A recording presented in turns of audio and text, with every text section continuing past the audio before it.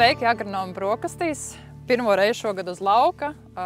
Šis pavasaris ir iesācies kā katru gadu interesanti, un šis gads ir iezīmējis ar to, ka, ja mēs varējām teikt, ka Lieldienās mēs nosvinējām ļoti skaistas, siltas un saulainas. Gaisa temperatūra arī bija pat 11 grādi, sasniedzām rekordus, siltuma rekordus, un tad neilgi pēc tam iestājās augstuma vilnas, nokrišņi. Un šajā laika periodā mēs novērojam uz lauka dažādas aktivitātes, un īstenībā es labprāt arī uzreiz uzjautātu Gatim, kāds ir viņa viedoklis, jo ir skaidrs, ka mēs šajās siltajās dienās izgājām ar pirmo slāpekļu devu, vai tas bija pareizais laiks, īstais laiks, un vai es jau zinu to, ka ir ļoti daudz jautājumu par otro slāpekļu gadu, kā tur ir. Es redzu arī rokā N-testeri, kā ir ar monitoringu. Jā, tā, par pirmo slāpekli runājot. Jā, tās siltās dienas bija vienīgās, kad arī varēja. Tas bija pareizākais brīdis šī gadījumā veikt pirmo mēslošanu, un daudzas saimniecības, kuras mēs kopīgi principā konsultējam, arī veic tieši to pirmo mēslošanu pēc šīm lieldienām, pēc svētkiem. Mēslošanas devas bija dažādas, tāpēc, kad Latvija bija pietiekami raiba, ir gana biezi sabiezināti ziemas graudaugu sējumi, un tajos gadījumos tās devas ir bijuši lietojuši arī gana, teiksim, mazas, lai nepārspīlētu. Tā pašā laikā ir bijuši vairāk saimniecības, kur šī stimulēšana ir vajadzījusi lielāka, 70, 80, dažam pat 90 kg tīrvielā ir bijis lietots. Tā kā slāpeklis ir bijis nomēslots, tas, ka šis mitrums un temperatūras neļauj viņu izmantot pa 100%, tas ir viens faktors, bet salīdzinājumā ar pagājušo pavasari tomēr šo slāpekļu devas šogad izmantoja veiksmīgāk. Tāpēc, ka tās siltās dienas arī starp tiem nokrišņiem parādījās dažas vēl papildus siltas dienas. Nepavēlti mums arī mauriņi mājās, daudziem ir jau palikuši zaļāki. Un tajā brīdī tomēr šis slāpeklis ir strādājis, tāpēc varētu teikt, ka viņš slāpeklis savu darbu ir darījis. Un daudz vēl šī slāpekļa augsnē arī joprojām stāv. Un tāpēc ir tālāk jāvērtē, kad tad strādāt nākamo. Par nākamo, lai sāktu vērtēt to, mums pa priekšu vajadzētu zināt, kā tad izmantojās vēl tas iepriekšējais. Un tamdēļ mēs iesakām lietot šos slāpekļu monitoringa, kā teikt, mietiņus, ja, ar Jāra N-testeri. Lietotāji jau tagad Latvijā ir gana daudz, tā kā, man liekas, katrs otrais no jums, kas klausās, jau ir tāda strādā. Tad šis ir īstais brīdis sākt veikt mērījumus robežā ap šos stabiņu, metru robežās un pārliecināties, vai mainās fotosintēze uz augšu, uz leju, un tādējādi analizēt, kas iespaido auga izmaiņas uz augšu vai uz leju. Un tad, kad mēs redzam, ka visiem nosacījumiem ir jābūt, kad šim fotosintēzei ir jāuzlabojās, bet tas nenotiek, tas nozīmē, ka tad būs iestājies tas otrais mēslošanas periods. Bet es jau dotā brīdī varu paredzēt, ka tas visdrīzāk ir kaut kāds tuvāko 2 nedēļu jautājums, ātrāk baigi šaubos. Tā kā nākamā reize ir pēc monitoringa rādītājiem, veicam to un tad skatāmies. Jā, tas nozīmē, ka šobrīd vēl šodien un rītā mēs noteikti par slāpekļu mēslošanu nevaram runāt. Absolūti ne, jo slāpeklis augsnē ir un tieši tā. Tātad veicam monitoringu un gaidam. Jā. Un tad nākamā lieta, ar ko es esmu saskārusies, man ir ļoti daudz zvani saņemt par to, ka lauki ir pleķaini. Gan es, gan kolēģi mēs esam ņēmuši lapu analīzes. Varbūt Sandrai kaut kādu komentāru par to, ko mēs esam saņēmuši. Pirmās lapu analīzes uzrāda mikroelementu trūkumu. Lielākoties visās lapu analīzēs mēs redzam zemu šo vara nodrošinājumu. Un ļoti atkarīgs no vietas un no augsnes struktūras un situācijas ir acīm redzami mangāna nodrošinājums. Noteikti arī Gats var nokomentēt šajā situācijā. Bet lielākoties visās lapu analīzēs ir šis mikroelementu trūkums, un tas nozīmē, ka mēs jau ejam ar ārpussakņu mēslojumu kā nepieciešamību, nevis jau kā situācijas labošanu. Tātad profilaktiska lietošana šajos apstākļos pēc šādas ziemas ir nepieciešama.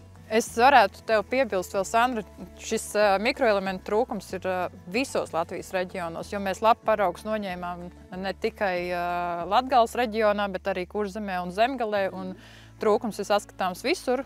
un patiesībā ir trūkums ne tikai varša, bet arī cinks. Jā, visi būtiskie graudaugiem mikroelementi trūks. Tas nozīmē, ka tā situācija ir vienlīdz akūta visos reģionos, un šajā situācijā mēs pat vairs nediskutējam, tas ārpussakņu mēslojums ir vajadzīgs vai nav.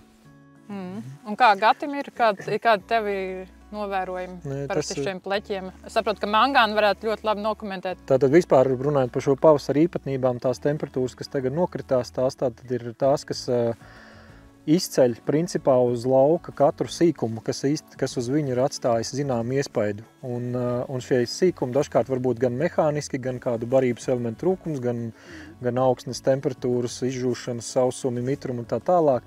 Bet runājot pa solim, tātad pleķeņu lauki, ko mēs arī šogad esam saņēmuši šos te jautājumus, var būt dažādos gadījumos. Es sākšu ar tādu pašu elementārāko. Lauka mehāniskais sastāvs ir ļoti nevienmērīgs, ir vieglākas augsnes un ir smagākas.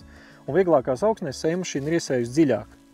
Un tajā gadījumā pavasarī patiesībā arī mošanās process pie tādiem nokrišņiem, kāda bija šo aprīli, tas mitrums tiek nodrošināts tik daudz, ka tā sēkliņa, kas ir dziļākā slānī, viņa pie normālas temperatūras tiek vēlāk. Un beigās tas atspoguļojas ar to, ka tu pēkšņi tīri izsējas dziļuma dēļ sāc pamanīt kaut kādas atšķirības uz lauka. Jebkurā gadījumā šīs problēmas novēršana ir tīri atkal atgriežamies pie mikroelementu kompensēšanas, lai augiem iedot enerģiju, sevi atjaunot arī tiem vājiem pleķiem. Nākamais, kas mēdz notikt, kas ir man saistībā ar augšņu analīzēm, mēs augsnes analīzi parasti veicam tā, ka viens paraugs ir 3 hektāros, bet mums arī ir viena saimniecība, kur šīs te pleķi ir daudz lokālāki un mazāki. Un viena no versijām, ko mēs teoriju pārliecināsimies, pie tam tāpēc, ka vēl tā pleķu situācija uz tās saimniecībā ir ikgadēja. Tā nav tikai šī sezonā.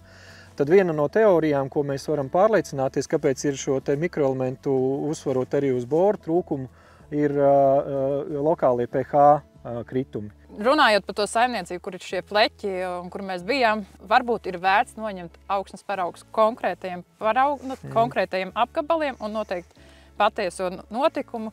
Un patiesībā varbūt par šajā gadījumā saimniekam ir vērts izvērtēt, ka nodod pie jums augsnes analīzes un pie mums lapu analīzes, kas ir noņemtas vienā laikā, un kompleksi izvērtēt, kas tad īsti tur notiek. Tur gan varētu parādīties pH, gan arī attiecīgi, ja tas pH nav atbilstošs, attiecīgi arī mūsu mikroelementi, makroelementi, kādi citi elementi varētu būt bloķēti vai vienkārši neuzņemās dēļ tā. Jā, tas būtu mūsu ieteikums. Tieši tā, jā. Nu, un tā vēl viens situācijas, kas mēdz parādīt laukus daudz pleķeinākus, ir mangāna trūkums, kas varbūt nav tieši šī pavasara jautājums, bet ir pavasari, kad ir tādi ilgstošāku brīdi nav nokrišņi, un apgabalos, kur augsnes virskārta ātrāk zaudē mitrumu, kamēr augi vēl ir ar seklu sakņu sistēmu, strauja gaisa pieplūdes dēļ bloķējās mangāns. Un kā tad tās īpatnības tieši var redzēt? Īsnībā jau uz tā lauka ir mehāniski bijuši kaut kādas sliedes, mēs esam paši redzējuši ar mašīnu iebraukt, tas ir atsevišķi strīpas, ir tumšāks, ko jūs redzat, ka tas ir mehāniski bijis blīvāka vieta, un tur ir tumšāki tie augi. Tas ļoti signalizē tieši mangāna trūkumu. Kā vēl viens faktors par lauku tādām nevienmērībām ir viennozīmīgi jāmin arī augšanas regulātoru lietošana. Regulātoru lietošana jālieto pārdomāti, jo ko tad šīs te preparāti dara? Tātad tie ir preparāti, kas iedarbojas uz augu hormoniem, veicot augu augšanas bremzēšanu, stimulējot varbūt augšanu uz sāniem. Bet, ja tajā pašā laika periodā ir salīdzinoši zemes temperatūras, kas jau ir dabiska auga regulēšana, tad šīs te regulators iedarbojas ar dubultīgu, trīskāršīgu un vairākkāršīgu spēku uz augu, kas beigās, kā es jau minēju pašā sākumā, katrs sīkums auga apgabalos, kur augi bija spēcīgāki, viņi šo regulātoru ietekmi pārdzīvo daudz labāk, un jūs neredzēsiet šīs izmaiņas, bet lauka apgabalos, kur augi bija vāji, šis te regulators diezgan iespaidīgi iebremzēja, un jūs redzēsiet šīs te nevienmērības. Un ko tad šādā gadījumā labāk darīt ir, ja loģistika neļauj braukt 3 dienas pēc tam ar otru smidzināšanu augus stimulējot, tad šī komplektā lietot šos arī ārpus sakņu mēslojumus, bet ar uzsvaru, ka tomēr ar samazinātu vai bez slāpekļa sastāva šīs te mēslošanas līdzekļos, lai netiktu vienlaicīgi veikta mākslīga stimulēšana un bremzēšana, kas beigās neveic ar šo augu pareizus procesus. Tad dodam tīri tikai vitamīnus, lai šīs preparāta iedarbība neatstātu vājiem augiem negatīvas sekas vēlāk. Jā, paturpinot Gata teikto, šobrīd mēs arī ļoti daudz, kā Jāris agronomi, saņemam jautājumus par to, vai tvertnes maisījums ir iespējams vai nē, un šīs kombinācijas sastāv pat no 7 produktiem, herbicīdi kopā ar auguma regulātoriem, pat ar karbamīdu. Lai arī fiziski tvertnes maisījums ir iespējams, ir jāatbild sev uz jautājumu, vai ķīmiskais sastāvs, ko mēs beigās gribam panākt, lai augs ir reizē ierobežots, ir nostrādājis herbicīds un stimulēts augs, vai tas viss ir iespējams pirmkārtām vienā reizē, un vai tas viss ķīmiski arī strādās. Tā kā varbūt nevienmēr ekonomija šajā viena brauciena reizē ir tas izšķirošais, bet tieši dalīta, strateģiski dalīta, saprasta, izprasta problēma un atrasts risinājums ir vislielākais atbalsts palīgs šajā situācijā. Vēl viens būtisks faktors ir tas, ka mēs nevaram uz visu Latvijas teritoriju attiecināt kaut kādu vienu rekomendāciju, jo, piemēram, šobrīd Vidzemes reģionā un daļā Latgales reģiona mēs varam redzēt ļoti lēnu, bremzētu sakņu attīstību, un šajos gadījumos, kad tas veģetācijas periods ir tāds mazliet īsāks, varbūt par 3 nedēļām, šajos gadījumos mēs ejam vispirms ar ārpussakņu mēsliem, piemēram, Jaravita kombifos vai Jaravita zeatrel, un šis nav tas gadījums, kuros mēs skrienam ar otru papildmēslojuma, slāpekļu papildmēslojuma devu un kompensējam šādā veidā šos te kaut kādus raibos sējumus vai kā citādi. Tā kā katra situācija ir atšķirīga un ir jāsaprot tās cēlonis. Nevar vienkārši izlabot, piemēram, tikai ar slāpekli. Gati varbūt var pateikt, kādēļ ar slāpekli mēs īsti nevaram kompensēt visu, lai šie pleķi izlīdzinātos. Ar slāpekli šī kompensēšana nevar izdoties pietiekami veiksmīgi un nebūs tas gaidītais rezultāts, tāpēc, kad augam, lai mēs attīstītu šo trūkstošo saknes izmēru, augam vajag vienmēr justies maz drusciņi ne līdz galam pēdušam. Tātad vajag pabarot augu tā, lai viņš vēl joprojām grib ēst. Jo tikai tajā brīdī augam izstrādāsies enzīmi, kas stimulē ražot cukurus, kuri tiek izdalīti caur sakni bioloģijas attīstībai un saknes attīstībai, kas ir vitāli svarīgi stabilai nākotnes barības vielu maiņai, izturībai uz sausumu un tā tālāk. Tamdēļ, ja ir šī sakņu sistēma bremzēta vēsos un nestabilos pavasaros, tieši tamdēļ tas risinājums ir ar it īpaši fosforu saturošu ārpussakņu mēslojumu. Tas dod enerģiju tieši veikt šo te sakņu pilnveidošanu un varbūt tajos reģionos vēl paturpināt cerošanas procesus. Līdz ko mēs sākam lietot auguma regulātorus, šeit ir arī šajā situācijā, kad mēs skatāmies pēc lapu analīzēm, ir ļoti būtiski saprast, kad mēs ejam ar mikroelementu saturošiem ārpussakņu mēslojumiem. Tad Jaravita, Gramitrel, mankozīna vai cerejs, piemēram, kas ir tikai graudaugiem būtiskie mikroelementi, un šis slāpekļa saturs nav dominants šajās situācijās. Lai mēs nodrošinām auguma regulātora ietekmi un arī tāpat laikā spējam atjaunot.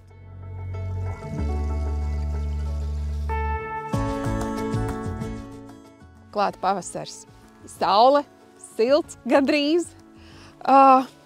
Lauksaimnieki domā par pavasara darbiem, par pavasara produktiem, kas būtu jāpielieto laukos. Bet pavasars varbūt ir īstais brīdis, lai atskatītos, kā ir nostrādājuši, kāda efektivitāte ir bijusi atdeve no rudenī lietotiem produktiem. Un tīpaši, ja produkts ir tirgū jauns. Un interesanti ir nevis klausīties, ko stāstam mēs, produktu ražotāju pārstāvi, bet ko par šiem produktiem praktiski un reāli domā paši lauksaimnieki. Un šodien mūsu tēma ir rudens herbicīds kviešos Elibris. Šodien tiekoties ar Agrāru Unionu vadītāju un agronomi, vēlreiz pārliecinājāmies, ka lauks ir perfekti tīrs no nezālēm. Elibris savu darbu ir izdarījis. Mēs esam saimniecībā Agrāra Uniona. Sakiet lūdzu, cik jūs lieli esat pēc hektāriem un ar ko jūs īsti audzējat? Mēs esam mazliet virs 1000 hektāriem, audzējam kviešus, ziemas un vasaras, audzējam miežus, ziemas un vasaras un rapšus, kā arī auzas pēdējā laikā un dzirņus. Bet varbūt, Danuta, vairāk pastāstīja, kāpēc mēs esam uz šī lauka, jo iemesls ir tas, ka mēs gribam parunāt par Corteva's jaunajiem produktiem. Šim laukam ir ļoti interesanta vēsture. Pāris gadus atpakaļ šī laukā bija grūta apkarojuma nezāle, rezistentā virza. Meklējām produktu, kas varētu efektīvi apkarot virzu. Veiksmīgi atradām. Mēs ar Silvu izvirzījām mērķi tomēr šo lauku saglābt un tikt ar nezāli. Tā nezāle nav tikai šī laukā. Tā nezāle diezgan apkārtējos laukos mums arī ir rezistentā virza. Un izvēlējāmies Piksāro, jā. Piksāro, jā. Un veiksmīgi apkarojām arī. Jā, tas ir stāsts par pavasara herbicīdu, bet patiesībā mūsu tikšanās mērķis šī lauka bija jau no rudens, jo stāsts ir par rudens herbicīdu. Jā. Jūsu pieredze, jūs jau tā standartā strādājat ar rudens herbicīdiem? Jā, strādājam ar rudens herbicīdiem un iepriekšējos gads arī citi tiek pielietoti. Un, principā par rudens herbicīdiem ne par vienu nevar neko sliktu teikt. Bet ņemot vērā, ka mums ir atsevišķās nezāļu grupas kā rudzupuķe, jā. Arī madara un arī dažreiz sārņaugs rapsis ir palicis šur tur. Nu tā, tad mēs izvēlējāmies jauno produktu Elipris plus Boxers. Rudenī vienmēr ir interesanti noķert īsto brīdi, kurā smidzināt. Kāds ir jūsu stāsts? Mēs painteresējāmies, kurā brīdī ir pareizāk, vai pirms stadīkšanas, vai pēc stadīkšanas, 2 lapu stadijā, 1 lapu stadijā un tā. Un tad mums ieteica sagaidīt to brīdi, kad arī tā rudzupuķa dīkst, vai ir tāda neliela. Un tad mēs tā 1-2 lapu stadijā. Nu jā, tad, kad ieraudzījām, ka var redzēt sliedi. Protams, ka tīri praktiski uz lauka ir tā, ka kāds ir pāris dienas ātrāk sēts un pāris dienas vēlāk sēts, tad ir tas miglotājs un nevienmēr izdodās, bet pagājuši gadu mums izdevās ļoti labi noķert to brīdi, kad tās nezāles nav pāraugušas. Vai tikko sāk arī dīgt. Tātad viennozīmīgi ar šo produktu operatīvi strādājot, plānojot, var paspēt laikā. Var. Ko jūs rudenī jau sākāt nosacināt? Kas notiek uz lauka? Ko produkts dara? Mums bija viens problēma lauks, kur mums krusa izsita visu rapsi 100%. Tas nozīmē 3-4 tonnas. Rapšu sēkla vienkārši iesēta pirms kviešu nauda izbērta zemē. Jā, paldies Dievam, bijām apdrošinājušies, bet tā nezāļu problēma ar rapsis kviesī, jā, kā sārņaugs. Mums bija tā apziņa, ka tur vajag spēcīgu partneri, lai mēs ar to tiktu galā. Un tā kā līdz šim tie pielietotie herbicīdi, rudens herbicīdi, ar to mazāko tika galā, bet kas jau bija mazliet pāraudzis nevisai veiksmīgi, tad mums bija mazliet bail, ka tur varbūt vajag arī uzdrošināties, pamēģināt kaut ko spēcīgāku.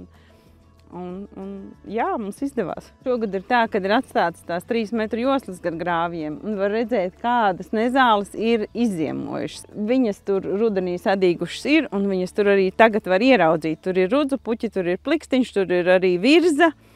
Tā teikt, bijām tajā lauku malā, apciemojām arī viņu. Bet neko tādu? Sējumā laukā nav, jā, sējumā neatrodam. Sējums ir tīrs. Vēl viena niansīta mēs nepieminējām, bet viena no būtiskajām nezālēm, kuras dēļ vispār tiek veikti rudens smidzinājumi, ir rudzusmilga. Un, ja runājam par Elibri, tad mēs arī runājam, ka viņš veiksmīgi ierobežo mauru skareni. Vai jums ir tādi novērojumi savos laukos? Mums bija pārsvarā ievazāta jau tā rudzusmilga lielākoties. Konkrēti šī lauka arī ir uz to pusīti, atceros. Un tas bija arī pamats, kāpēc pielietojām rudens herbicīdus un arī, jā. Veiksmīgi ar visiem. Arī pēc Elibri mēs neredzam šīs nezāles. Neredzam. Šīs problēmas ir visu izcināts veiksmīgi. Jā. Tas ir ļoti jauki. Tātad jūsu gadījumā viena no galvenajām domām izvēloties Elibri bija tieši rudzupuķes ierobežošanai. Jā. Tā jūsu pieredze un stāsts, kā praktiski notiek nezāļu ierobežošana rudenī un pēc tam pavasarī? Pēc citu rudens herbicīdu pielietošanas mums pavasarī bija novērojama, ka uz lauka ir rudzupuķi, kāds lielāks rapsis un ķeraiņu madara. Palikuši izdzīvojuši un diezgan lieli un aug strauji līdz ar kviešiem. Un tas nozīmē, ka ātrāk ir jāiet viņus apkarot un jāpielieto agrāk viens herbicīds. Un to mēs gribējām izskaust ar Elipris pielietojumu. Jo gribējās sagaidīt vēlākas stadijas pavasarī, lai sadīkst pavasarī dīkstošās nezāles. Un ar vienu gājienu mēs varam... Un tad jau kuro reizi mēs pārliecinamies citus pavasarus, kad smidzinot rudzupuķi, galvenais dzinums tā kā piebremzējās. Bet viņa spēja attaukt, jo viņa jau smidzināšanas brīdī ir bijusi par lielu. Un ja gribās apkarot efektīvi, tas nozīmē, bija jālieto 2 herbicīdi plānojumā jau. Jā, agrāk pavasarī. Vēlāk, jā, un otrs. Un principā smidzinot Elipri, jūs varat izvairīties no viena lieka herbicīda smidzinājuma. Jā, tā mēs plānojam, ka tā būs. Vienmēr ir labāk uzklausīt vairāku viedokli, tāpēc esam paspējuši vēl šodien uz saimniecību, kur lietots rudenī Corteva Agriscience rudens herbicīds ziemas kviešiem Elipris. Pašreiz mēs atrodamies uz ziemas kviešu lauku. Bija tā, ka mēs 7. augustā uznāca spēcīga krusa, un šeit atradās ziemas kviešu kurus mēs nepaspējām nokult.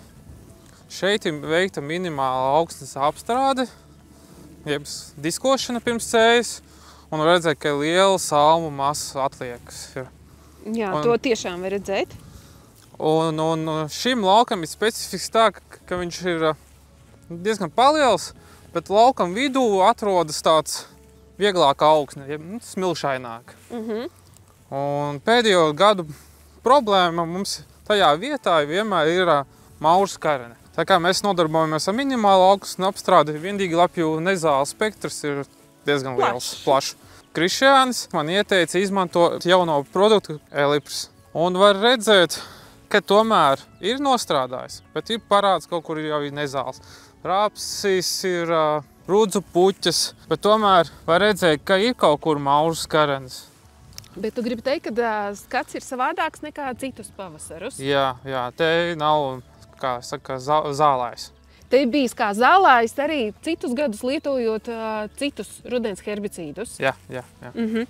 Viennozīmīgi mēs zinām, ka minimālās augsnes apstrādes tehnoloģijās herbicīdi būs jālieto vairāk. Un tādēļ bez rudens herbicīda neiztiekam, bet skatāmies uz jaunākiem risinājumiem, kas palīdz mums risināt problēmas, kas laukos vairāk vai mazāk ir ieviesušies. Un tavā laukā tā bija, neskaitot citas visas nezāles, par maurus kareni bija stāsts. Jā, visproblematiskākā problēma laukam ir maurus kareni. Un kā zināms, ir pavasarī ļoti nevēlīgi laikapstākļi, lai pielietot herbicīdus.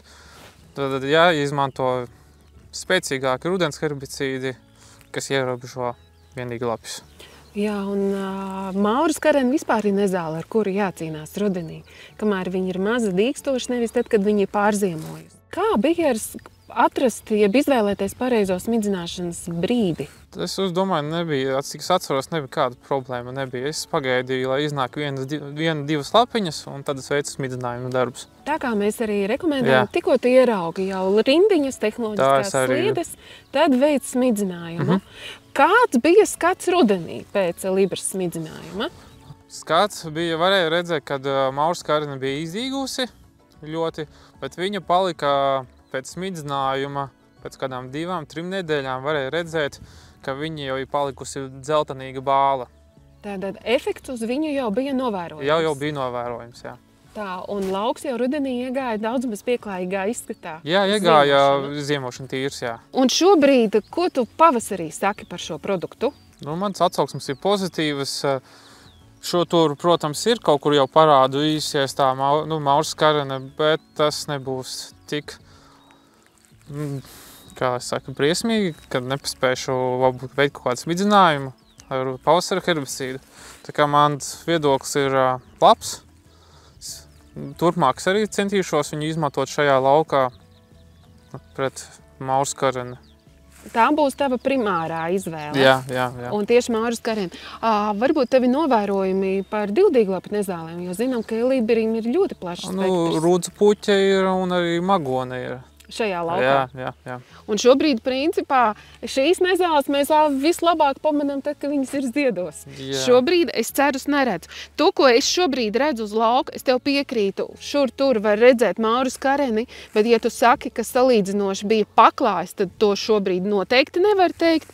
Un es redzu, kad ir jau sākušas pavasarī dīkstošās nezālītes parādīties, bet ir tikai aprīļa vidus. Jā, pēc vidzinājums pēc nezālēm vēl nav un paspēts. Tieši tā arī nebūtu nekur vēl jāskrien, bet to, ko šeit nevar ieraudzīt, ka būtu lielas pārzīmojušas nezāles, kuru dēļ būtu jau jādomā par laicīgu herbicīdu smidzinājumu, tu vari mierīgi sagaidīt šīs te mazās dīkstošās nezālītes un iet jau tādā optimālā 32.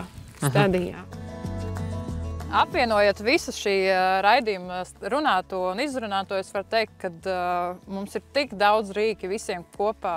Agrikon, augsnes analīzes, N-sensors, Jāra mēs ar tankmiks, lapu analīzes, kvalitatīvu mēslošanas līdzekļi un Corteva ar ļoti kvalitatīviem auga aizsardzības līdzekļiem.